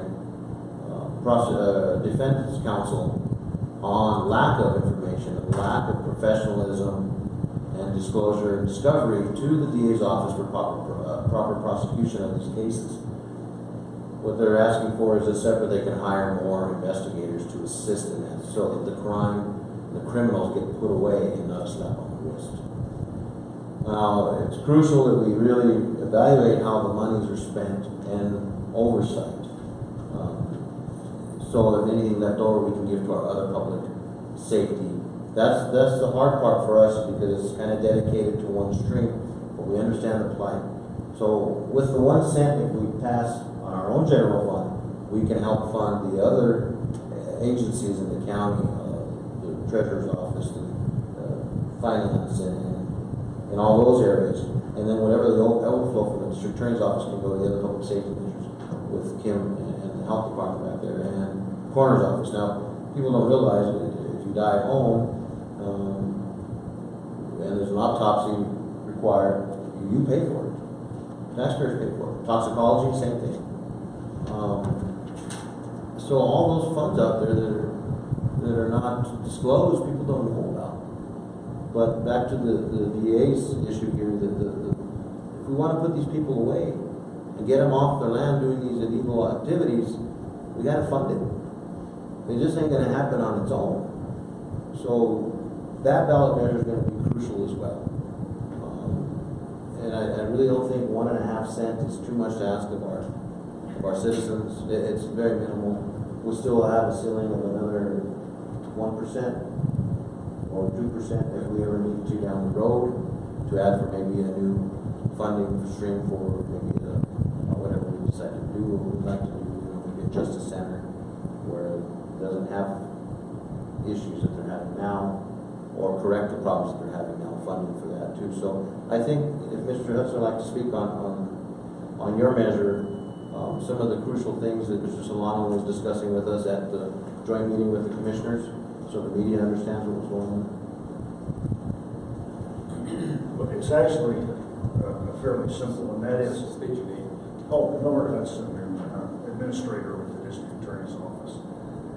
And but that is to understand that the justice system only starts with an arrest. From there, responsibility for prosecution moves to the district attorney's office. And frankly, we don't have adequate resources or adequate staff. Henry submitted a proposed budget that he thinks would be satisfactory, which includes 2 more attorneys, more clerical help, and the ability to follow through on prosecutions and to end what we heard in the public meetings, both in Wilsonburg and here in Trinidad, the sense in the public that criminals are arrested, their hand is spanked, and shortly they're back in the creating the same problems that got them arrested in the first place. And so that we want to create a safer community by removing some of the miscreants. Well, that's one thing I totally agree with is, you know, we can't, I like to say we can't bring a girlfriend to the dance and then not dance. We have to be able to take them to the dance and dance. And what I mean by that is we get them there, we arrest them, we have to be able to prosecute them, put them on vacation for a while. And so, you know, I'm in support of it. I think anything above and beyond is going to go to the other public safety offices. It'll help free up money. So all in all, I think between the 2 measures, it's going to help our county and when they pull down. So I agree with that. We can't let people, you know, anytime there's a hurricane or something, you got these looters and stuff, you can't come to the community and say, well, I know I can get away with it there because I'll get a slap on my hand and leave. With this measure passes, then people are going to know that if they come to Los Animas or Oklahoma County, that they're going to be prosecuted to the full extent of the law. And so I'm excited because we got new blood, and with new blood there's new ideas, and there's fire. And so personally I'm very excited. And in discussion with Mr. Solano on the case count, for public knowledge, there's about 300 felonies right now on their case count. And from what I understand, you'd like to have the money to prosecute these, but also not just put them in jail, put them in the Department of Corrections, correct? So we don't have that burden on our jail facility in feeding, clothing, medical on these inmates. So that's the goal. And as our community grows, the sales tax will grow. So kind of, you know, go down and down. Well, thank you. I think it takes guts to do this, and I congratulate you on that. Just as a matter of reason, I'll be taking a leave of absence starting next week to work on the campaign and make sure that there's not a voter who doesn't know why this has been done before they return their ballots. Okay, thank you. Anything else that anybody would like to say? Well, we need to decide on this sales tax how much we want to go for. I think the 1% is sufficient. I concur. So is that a motion? I'll make a motion On the ballot issue of the general sales tax, be 1%. Could we change that please to 1 cent? I think that's how Dixie has it. Okay. 1 cent? I believe, oh no, she does have it 1%, thank you. 1%. Second. I heavily Oh, I'm second. sorry. Commissioner Lopez Yes. and Commissioner Walter, Yes. Commissioner Loudon. Yes. Okay. Is that the first one on the? It is the first one, and Selena will be passing them out to you now. The first one will be the county sales tax. I will tell you that it's fairly lengthy. Fairly is being very kind. And the reason I think is because the sales tax encompasses so many things, and according to statute, you have to list all of the things. So, Would you read the resolution? I will read the resolution. You got enough water in it? I'm having Okay. A resolution of the Board of County Commissioners of Los Angeles County, Colorado, authorizing the submission of a proposal to the voters of Los Angeles County concerning the imposition of a countywide sales tax of 1% upon the sale of tangible personal property at retail, including recreational marijuana and the furnishing of services, and of a countywide use tax of 1%. Of 1%. For the privilege of using or consuming in Los Angeles County any construction and building materials purchased at retail and storing, using, or consuming in Los Angeles County any motor and other vehicles purchased at retail on which registration is required. Whereas, resolution number 17, whereas the County of Los Angeles, the County of the State of Colorado is a county duly organized and existing under the state constitution and laws of the state. Whereas the members of the Board of County Commissioners of the county have been duly elected, chosen, and qualified, and whereas pursuant to Article 2 of Title 29, Colorado Revised Statute, any county is authorized to levy countywide sales tax and use tax upon the approval of the majority of the registered electors of the county voting on such proposal.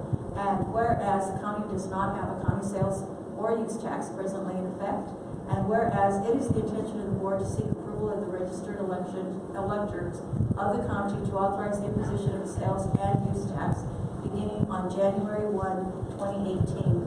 And whereas the county clerk and recorder of Los Angeles County is conducting a coordinated election on November 7, 2017 pursuant to section 17-116 CRS, and whereas the board hereby determines that it is necessary in the best interest of the present and future citizens of the county to submit the county sales and use tax proposal set forth in this resolution to the registered electors of the county at the election to be held on November 7, 2017.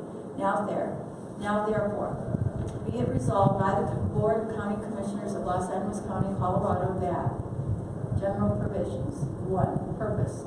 The purpose of this sales and use tax proposal and this resolution is, upon the approval of the majority of registered electors of the county voting on such proposal, to impose a countywide sales tax of 1% on the sale of tangible personal property at retail, including recreational marijuana and the furnishing of services in the county, and a county sales tax, and a countywide use tax of 1% for the privilege of using or consuming in the county any construction and building materials purchased at retail, and for the privilege of storing, using, or consuming in the county any motor and other vehicles purchased at retail on which registration is required. The use tax, and together with the sales tax, the sales and use tax, all in accordance with the provision of Article 2 of Title 29 CRS. The revenues generated by the sale and use tax are to be credited to the Los Angeles County General Fund, hereinafter called the General Fund. If so approved, the sale and use tax shall become effective January 1, 2018. 2. Ratification. Statutory definitions incorporated. All actions heretofore taken, consistent with the provisions of this resolution by the county and the officers thereof, directed toward the election and the objects and purposes herein stated, is hereby ratified, approved, and confirmed. For the purpose of this resolution, and except as otherwise provided herein, The definitions of the words contained herein shall be defined in sections 39-26-102 and 39-26-201 CRS. 3. General fund. All the revenues generated from the imposition of sales and use tax, excluding vendors' fees and other administrative costs of collecting sales and use tax, and excluding any amount subject to valid claims for refunds, shall be credited to the general fund. Upon approval of the ballot, it should be submitted under ballot item set forth in section 18 hereof of majority of the registered electors of the county voting thereon on November 2, 2017, special election. The imposition of the sales and use tax pursuant to this resolution shall be authorized, and the revenues generated by the sales and use tax shall be collected. 4. Effective voter approval under Article 10, Section 20 of the State Constitution. Upon the approval of the ballot issue as provided in Section 18 hereof, all of the revenues of the sales and use tax and the county mill levy and investment income thereon may be collected and retained within the general fund and spent as set forth in this resolution as a voter-approved revenue change and exception to the limits which would otherwise apply pursuant to Article 10, Section 20 of the Constitution, without limiting in any year the amount of revenue or funds that may be collected and spent by the county. 5. No municipal distribution. None of the revenues for the sales and use tax shall be distributed to the incorporated cities and towns within the county. Sales tax. Number 6. Transactions subject to sales tax. Exemptions. Upon the approval of proposal by the registered electors of the county, there shall be imposed and there shall be collected and paid a countywide sales tax of 1% of gross receipts upon the sale of tangible personal property at retail and the furnishing of services as provided in Section 29-2-105 CRS as hereinafter provided. The sale of tangible personal property and services taxable pursuant to this resolution shall be the same as the sale of tangible personal property and services taxable pursuant to Section 39-26-104 CRS, except as otherwise provided herein. The sale of tangible personal property and services taxable pursuant to this resolution shall be subject to the same sales tax exemptions as those specified in Part 7 of Article 26 of Title 39 CRS, except the exemptions listed in Sections 29-2-105 CRS. D, parens 1, parens A-0, and parens are not expressly included within this proposal and shall not be exempt from sales tax. 7. Sales tax rules and regulations. The sales tax shall be imposed in accordance with schedules and other applicable provisions set forth in the rules and regulations of the Department of Revenue of the state to the extent they are consistent with this resolution, and in accordance with any rules and regulations which may be enacted by separate resolution of the board. 8. Amounts excluded from sales tax. The amount subject to the sales tax shall not include the amount of any sales or use tax imposed by Article 26 of Title 39 CRS. 9. Non-resident sales tax exclusion. All sales of personal property on which a specific ownership tax has been paid or is payable shall be exempt from the sales tax when such sales tax such sales meet both of the following conditions. A. The purchaser is a non-resident or has his principal place of business outside the county. B. Such personal property is registered or required to be registered outside the limits of the county under the laws of the state. 10. Sales tax inapplicable to certain transactions. A. Pursuant to and to the extent provided in Section 29-105-2 CRS, the sales tax shall not apply to the sale of construction of building materials as the term is used in Section 29-2-109 CRS. If such materials are picked up by the purchaser, and if the purchaser of such materials presents to the retailer a building permit or other documentation acceptable to the county, evidencing that a local use tax has been paid or is required to be paid. B. Pursuant to and to the extent provided in Section 29-2-105, Parens 3 CRS, the sales tax shall not apply to the sale of tangible personal property at retail or furnishing of services if the transaction was previously subjected to a sales or use tax lawfully imposed on the purchaser or user by another statutory or home rule county equal to or in excess of that sought to be imposed by the county. A credit shall be granted against the sales use tax with respect to such transaction equal in amount to the lawfully imposed local sales or use tax previously paid by the purchaser or user to the previous statutory or home rule county. The amount of the credit shall not exceed the sales tax imposed by the county. C. Pursuant to and to the extent provided in section 29-2105, Friends 4, CRS, the sales tax shall not apply to the sale of tangible personal property at retail or the furnishing of services if the transaction was previously subjected to a sales or use tax lawfully imposed on the purchaser or user by another statutory or home rule, city or county, city or town equal to or in excess of that sought to be imposed by the subsequent statutory or home rule, city, county, city, or town. A credit shall be granted against the sales tax imposed by the subsequent statutory or home rule, city and county, city, or town with respect to such transaction equal in amount to the lawfully imposed local sales or use tax previously paid by the purchaser or user to the previous statutory or home rule, city and county, city or town. The amount of the credit shall not exceed the sales tax imposed by the subsequent statutory or home rule, city and county, city or town. D.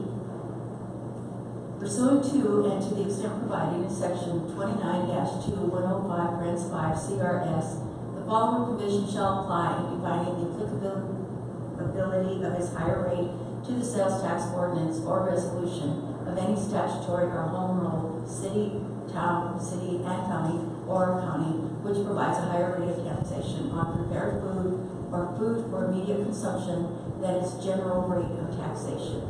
Prepared food or food for immediate consumption shall exclude any food for domestic home consumption. E. Pursuant to an extent provided in section 29-2-105, Friends 6, the sales tax shall not apply to the sale of food purchased with food stamps. For the purpose of this paragraph, food shall have the same meaning as provided in 7 U.S.C. statute, section 2012G, as such section exists on October 1, 1987, or is thereafter amended. F. Pursuant to and to the extent provided in section 29-2-105, Friends 7, the sales tax shall not apply to the sale of food purchased with funds provided by the Special Supplemental Fund Program for Women, Infants, and Children, 42 U.S.C. Section 1786. For the purpose of this paragraph, food shall have the same meaning as provided in 42 U.S.C. Section 1786, as such section exists on October 1, 1987, or as thereafter amended. G. Pursuant to and to the extent provided in section 29-2-105, Friends 9, sales of cigarettes shall be exempt from the sales tax. 14. Mobile telecommunications. The sales tax shall be imposed on mobile telecommunication service in accordance with the provision of the Mobile Telecommunications Sourcing Act, 4 U.S.C. Section 116 to 126 as amended and pursuant to Section 117, Friends B of such act. Mobile telecommunication service taxable by the county may be subject to the sales tax or other charge imposed by the county on the service only if the customer's place of primary use is within the geographical boundaries of the county. Terms used in this section and not defined herein shall have the meaning given in section 29-2-105, Friends 1.5 CRS. 12. Place of sale. Delivery charges. For the purpose of this resolution, all retail sales are consummated at the place of business for the retailer unless the tangible personal property sold is delivered by the retailer or his agent to a destination outside of the limits of the county or to a common carrier or delivery to a destination outside the limits of the county. The gross receipts from such sales shall include a delivery charge when such charges are subject to the state sales and use tax imposed by Article 26 of Title 39 CRS, regardless of the place to which delivery is made. If a retailer has no permanent place of business in the county or has more than one place of business, the place in which the retail sales are consummated for the purpose of the sales tax shall be determined by the provision of Article 26 of Title 39 CRS and by the rules and regulations promulgated by the State Department of Revenue. 13. Collection, administration, and enforcement. The sales tax shall be collected, administered, and enforced in accordance with Section 29-2-106 and 29-2-106 CRS. Such sections are incorporated by reference into this resolution and is set forth herein. If this proposal is approved at a special election held on November 7, 2017, the county clerk shall immediately transmit a copy of this resolution to the executive director of the Department of Revenue of the state in any event no later than 45 days prior to January 1, 2018. Use tax.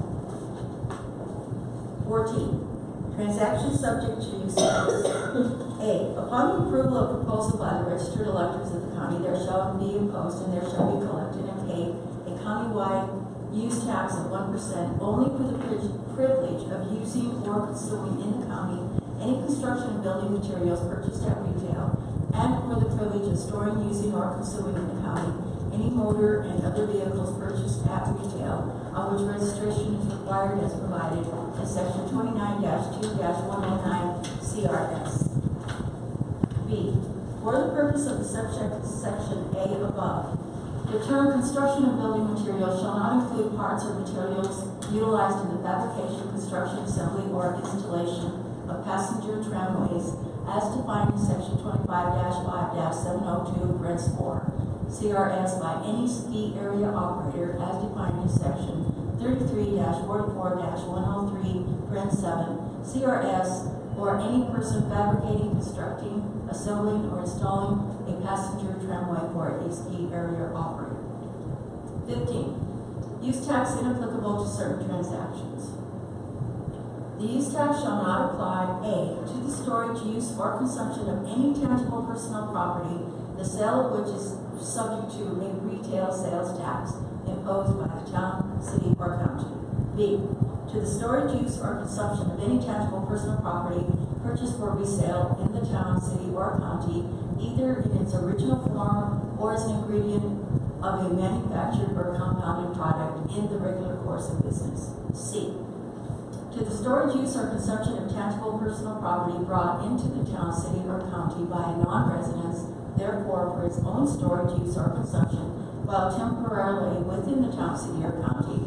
However, this exemption does not apply to the storage, use, or consumption of tangible personal property brought into this state by a non-resident to be used in the conduct of a business in this state. D, to the storage, use, or consumption of tangible personal property by the United States government or the state of Colorado or its institutions or its political subdivisions in their governmental capacity only, or by religious or charitable corporations in the conduct of their regular religious or charitable functions.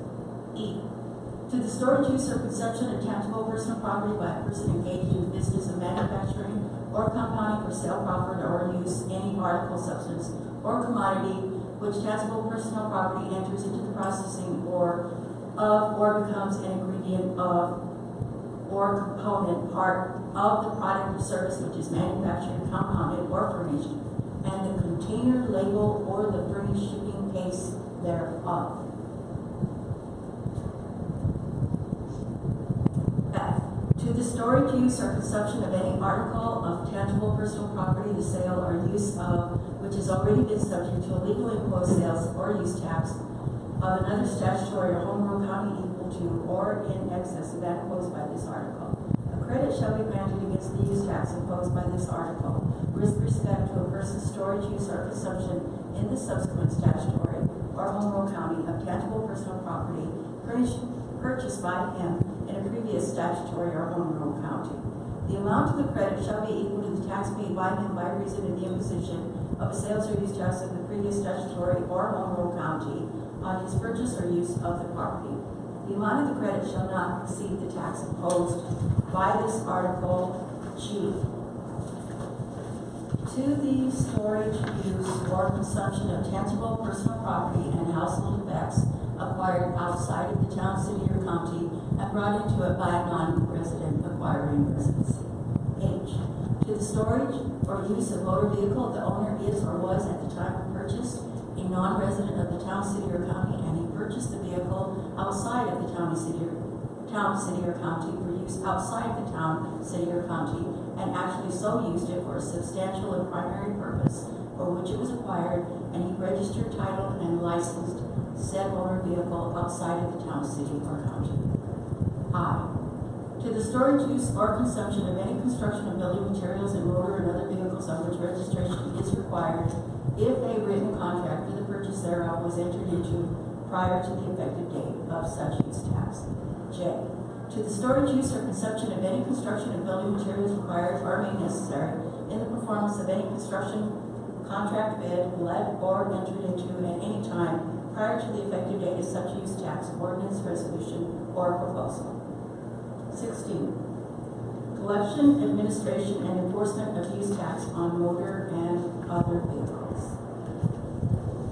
Use tax shall be applicable to every motor and other vehicle purchased at retail on which registration is required by the laws of the state, and no registration shall be made of any motor or other vehicles for which registration is required, and no certificate of title shall be issued for such vehicle by the State Department of Revenue or its authorized agent until any use tax pursuant to this resolution upon the storage, use, or consumption thereof in the county has been paid. Pursuant to section 29-2106, parens 3 and 39-26-208 CRS, the use tax as to such motor and other vehicles shall be collected, administered, and enforced by the county clerk and recorder as the authorized agent of the State Department of Revenue. The proceeds of the use tax as to such motor and other vehicles shall be paid to the county periodically in accordance with an agreement to be entered into by and between the county and the State Department of Revenue, and the appropriate offices of the county are hereby authorized and directed to enter into and execute such an agreement. 17. Collection, administration, and enforcement of use tax on construction and building materials. The use tax shall be applicable to construction and building materials purchased at retail, and no certificate of occupancy shall be issued until any use tax due pursuant to this resolution on the use or consumption of construction and building materials in the county has been paid. To the extent practicable, the collection and administration of use tax on construction and building materials shall be performed in substantially the same manner as the collection and administration of the state use tax imposed on Part 2 of Article 26 of Title 39 CRS, excluding provisions for motor vehicles. Recipients of building permits shall make such periodic returns and remittances as may be required by rules, regulations, and procedures promulgated by the board hereafter. And shall maintain and preserve all records and receipts necessary to determine the amount of such use tax, and shall make such records and receipt available for inspection by the officers and agents of the county. Pursuant to section 29-2106, parens 3, parens A, CRS, as such construction of building materials used or consumed within the unincorporated areas of the county, the use tax shall be collected, administered, and enforced by the county building inspector or other officer, such other officer of the county as may be delegated the responsibility of issuing building permits and certificates of occupancy, and to such other construction and building materials used or consumed within the unincorporated areas of the county. The use tax shall be collected, administered, and enforced in accordance with municipality, in accordance with any intergovernmental agreement to be entered into between the county and the municipality in which such construction and building materials are used or consumed, or in the event that any such intergovernmental agreement is not entered into in accordance with such rules and procedures that may be prescribed by the board. The appropriate officers of the county are hereby authorized and directed to enter into and execute such intergovernmental agreements. Elections, publications. 18. Submission to electors. The sales and use tax proposal set forth in this resolution shall be referred to the registered electors of the county as a ballot issue at a special election to be held on November 7, 2017, which is hereby called by the board. Because the election will be held as part of a coordinated election, the county clerk and recorder shall conduct the election on behalf of the county.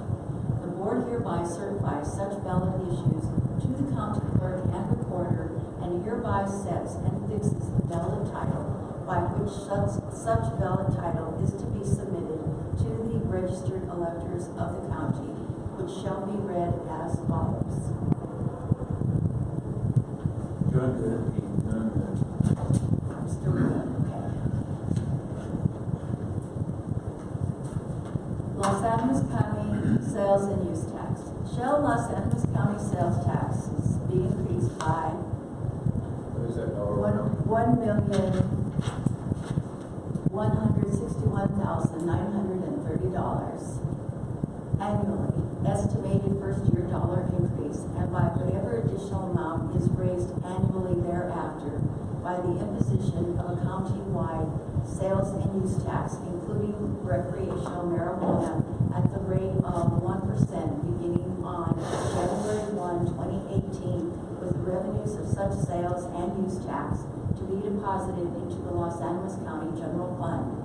And shall Los Angeles County be authorized to receive, retain, and spend in the year 2018 and each subsequent year all revenues, including investment income, it receives from this sales and use tax and its mill levy as a voter-approved revenue change without limitation or condition under Article X, Section 20 of the Colorado Constitution or any other law, all pursuant to and as further provided in proposal and resolution 17-000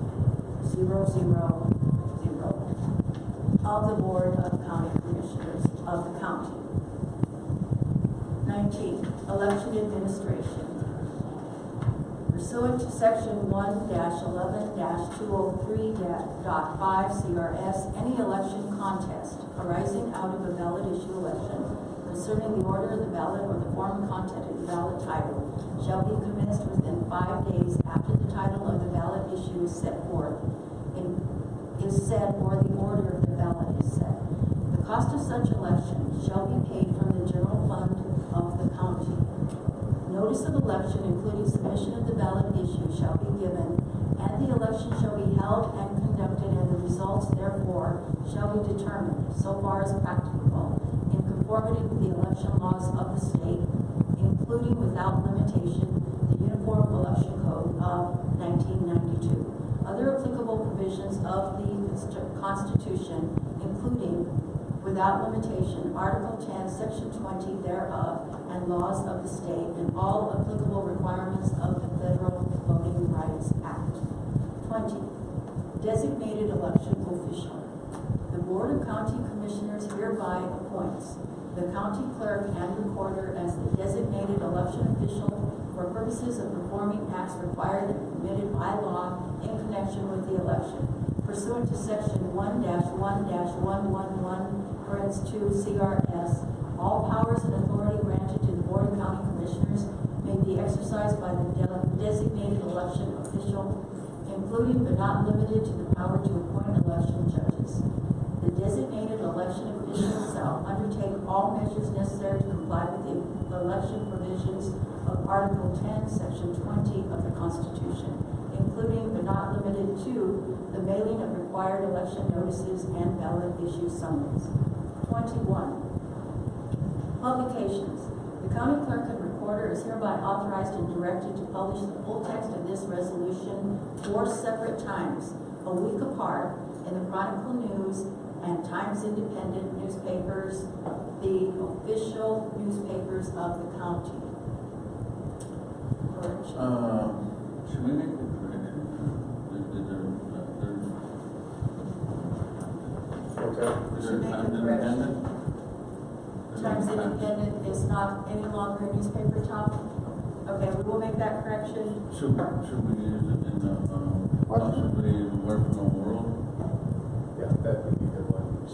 Okay, change it to Workville Journal. World World Journal? World Journal. World Journal? No, it's just the world. Just World Journal. World Journal. The World Journal. Okay.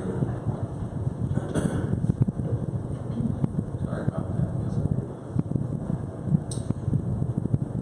Okay, I will reread that.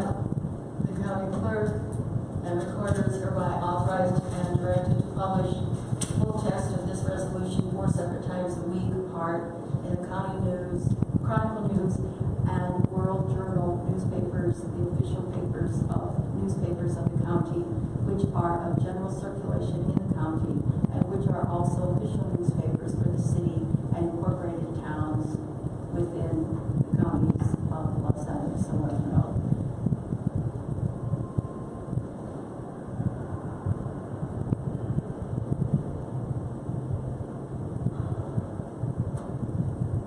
All such publications shall be made in English to the extent consistent with federal and state laws. The county clerk and recorder is further hereby authorized to include such additional information in such publication and to make such additional publications as may be necessary or appropriate in connection with this resolution. Miscellaneous provisions. 22. Effective date applicability. The provisions of this resolution shall become effective immediately upon its adoption, only for the purpose of authorizing and directing the preparation for and the conduct of the November 7, 2017 special election submission of the ballot issue as provided in section 18 hereof. B. The provisions of this resolution shall become effective immediately upon the approval of the registered electors of the county voting thereon on November 7, 2017 special election for all purposes, provided that the sales tax and the use tax shall not be imposed until 12 a.m. on January 1, 2018. C. If this resolution is not approved by a majority of the registered electors of the county voting thereon on November 7, 2017 special election, this resolution and all of its provisions shall be of no further effect. 23. Administration by county. The board may adopt such rules and regulations as may be necessary and appropriate for the administration and enforcement of this resolution, and the appropriate officials of the county are hereby authorized to enter into and execute on behalf of the county and any agreements necessary or desirable for the administration and enforcement of this resolution. To the extent required by law, the county shall file with the State Division of Local Government copies of all intergovernmental agreements entered into connection with this resolution. 24. Statutory references. All statutory citations in this resolution shall be construed or referred to such statutes as the same may have heretofore amended. Correction. I'll start that again. All statutory citations in this resolution shall be construed or referred to such statutes as the same may have been heretofore amended and subject to any rights of owners of bonds and outstanding. The outstanding as the same may hereinafter be amended from time to time.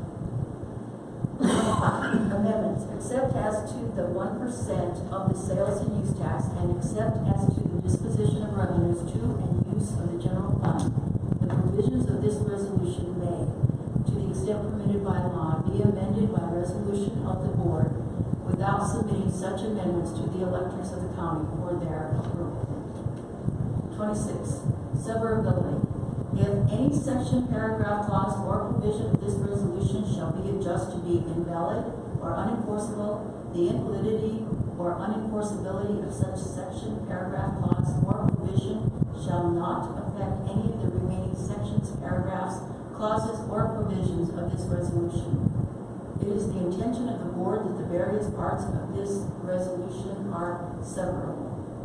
27. Repealer. All orders, resolution, bylaws, or regulations of the county or parts thereof inconsistent with this resolution are hereby repealed to the extent only of such inconsistency. Upon motion made and seconded, this resolution was adopted this 6th day of September 2017. Should be the 5th. Today's the 5th. Please, Today's the 5th.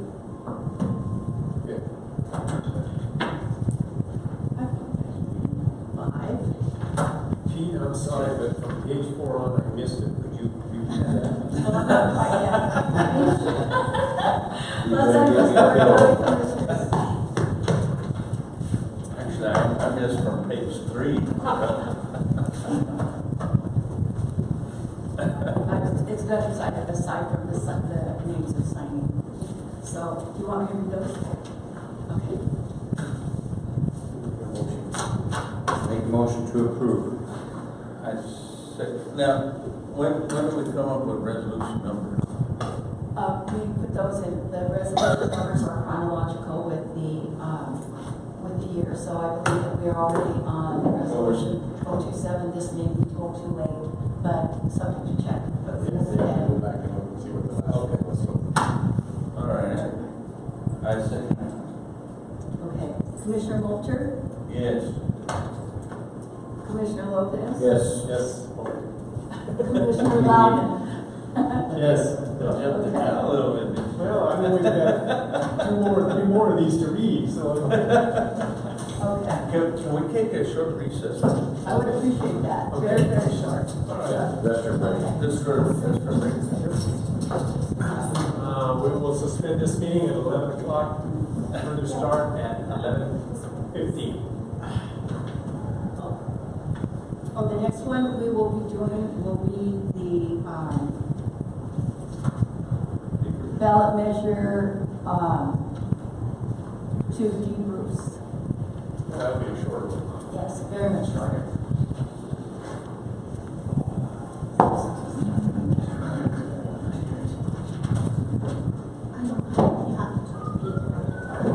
Check with Med on that. Terms that,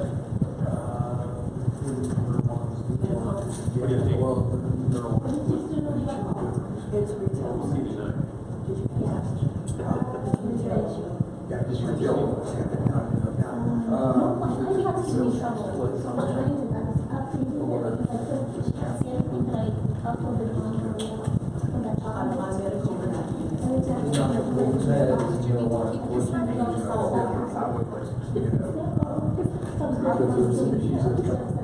I had some trouble. It's really hard to try these things when they're being read out loud.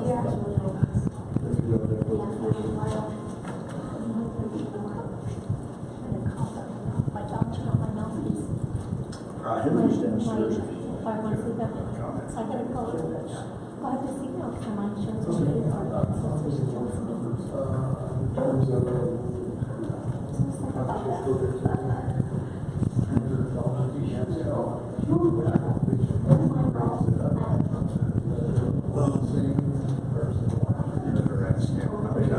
I'm not the lawyer, I just pay the bills.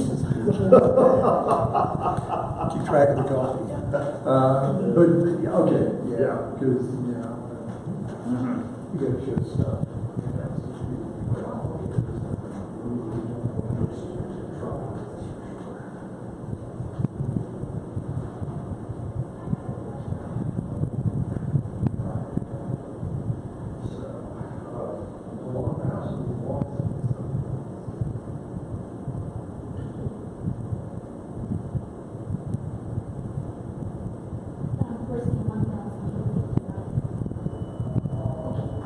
So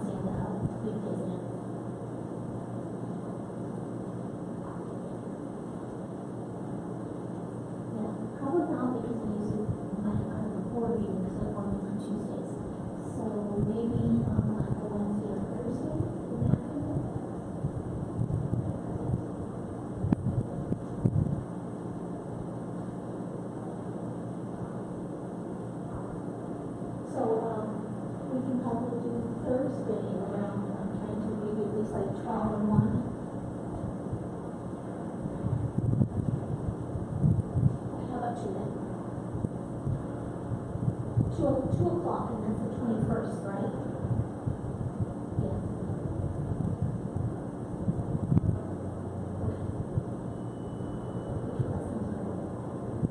And then when I see you at the airport, I'll call you back so I can pay for it. Okay. I'm ready. It was my fault. I took it out and I left it on my nightstand. And then everything came to my mind. I always put it in the drawer, always.